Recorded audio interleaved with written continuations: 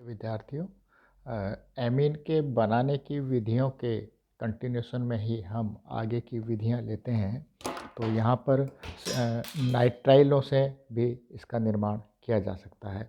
जब नाइट्राइलों का अपचयन कराया जाता है तो एमीन में परिवर्तन हो जाता है।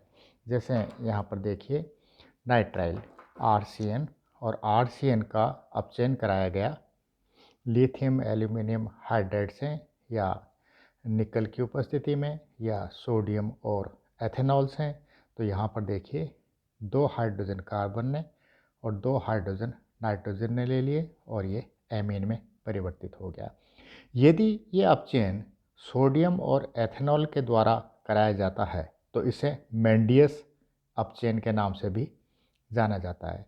एग्जाम की दृष्टि से इसे ध्यान रखना। इसी तरह से यहाँ देखिए, पेंटेन नाइट्राइल लिया, कोई भी नाइट्राइल ले लीजिए, यदि अपचयन कराया जाएगा तो वो एमीन में परिवर्तित हो जाएगा। यही हम यहाँ पर, ये तो हमने एलिफेटिक नाइट्राइल लिया है। एरोमेटिक नाइट्राइल लें तो भी हम इसका निर्माण कर सकते हैं। जैसे यहाँ पर देखिए, ये CN कंपाउंड, इधर का पार्ट कुछ भी लिया जा सकता है ये, और इसका अपचयन करा दें तो एमीन में आ जाएगा।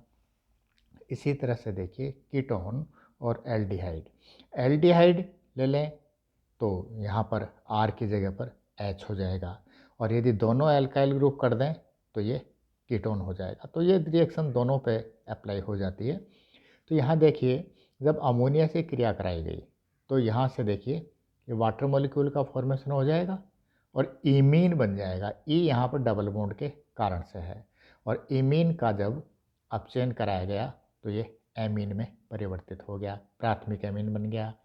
अब यदि यहाँ पर प्राथमिक एमीन लिया जाए तो देखिए, हम यार एक चीज़ नोट करेंगे कि जब हमने अमोनिया ली थी तो प्राथमिक एमीन का फॉर्मेशन हुआ।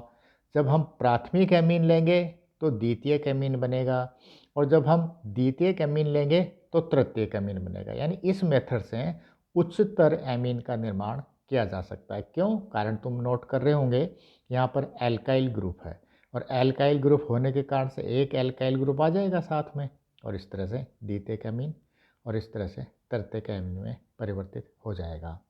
तो इस तरह से हम एल्डिहाइड और कीटोन लेकर निर्माण कर सकते हैं। इसी तरह से यहाँ पर देखिए, गैब्रिल इम्पोर्टेंट रिएक्शन है, इनसे कोई हमारा कोई ज़्यादा इम्पोर्टेंट रिएक्शन नहीं है। गैब्रिल थैलेमाइड संश्लेषण। गैब्रिल थैलेमाइड संश्लेषण में वैसे तो थैलेमाइड नाम आया है काम में, रिएक्शन यहाँ से शुरू होता है, थैलेमाइड से। पर थैलेमाइड अक्सर कई बार ये पूछ लिया जाता है कि आप कोई भी नाम दे देगा कि इस एमीन का निर्माण थैलिक अम्ल से कैसे करेंगे।